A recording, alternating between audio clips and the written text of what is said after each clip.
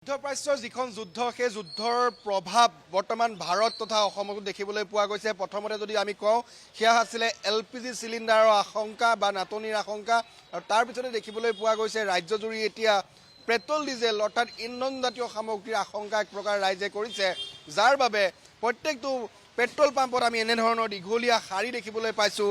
কালিৰ দিনটোৰ পৰাই বিশেষকৈ কালি বিয়লি ভাগৰ পৰা প্ৰত্যেকটো পেট্ৰল পাম্পত এনেকৈ বিভিন্নগৰাকী লোকে আহি ভিৰ কৰিছে। বিশেষকৈ তেওঁলোকৰ নিজৰ দুচকীয়া বা চাৰিচকীয়া যি বাহন আছে সেই বাহনসমূহত তেল ভৰাবৰ বাবে এনেকৈ যথেষ্ট দীঘলীয়া শাৰী পাতিছে। যি পৰিৱেশ আমি সেই কোভিডকালীন পৰিৱেশৰ সময়ত দেখিছিলোঁ বা সেই ইমাৰ্জেঞ্চি সময়ত দেখিবলৈ পাইছিলোঁ, সেই একেই পৰিৱেশ বৰ্তমান মহানগৰীৰ প্ৰত্যেকটো পেট্ৰল পাম্পত এক প্ৰকাৰ দেখিবলৈ পোৱা গৈছে।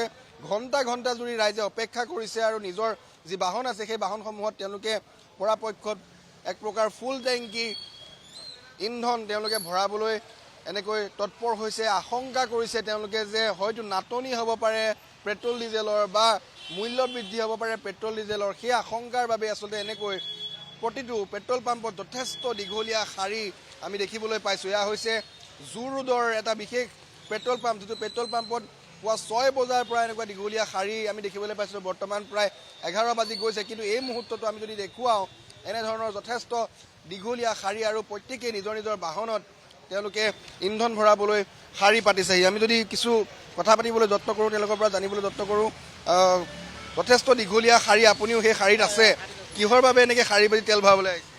এতিয়া তেল নাইয়ে, এতিয়া গাড়ী চলাব লাগিব সেইকাৰণে।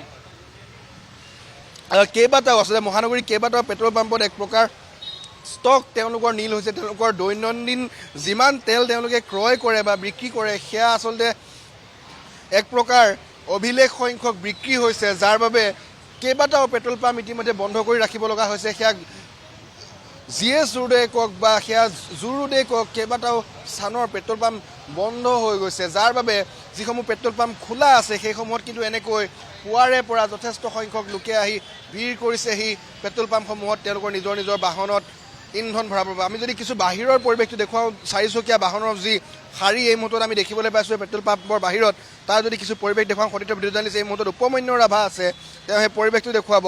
ৰাইজ আশংকাত আছে, ৰাইজে এক প্ৰকাৰ আশংকা কৰিছে আৰু সেই আশংকাৰ বাবেই এনেকৈ যথেষ্ট দীঘলীয়া শাৰী হৈছে। যদিও বা মুখ্যমন্ত্ৰীগৰাকীয়ে আশ্বাস দিছিলে, কৈছিলে এয়া পুলক মহন্তই পৰিৱেশ দেখুৱাইছে আমাক মহানগৰীৰ এটা পেট্ৰল পাম্পৰ পৰা।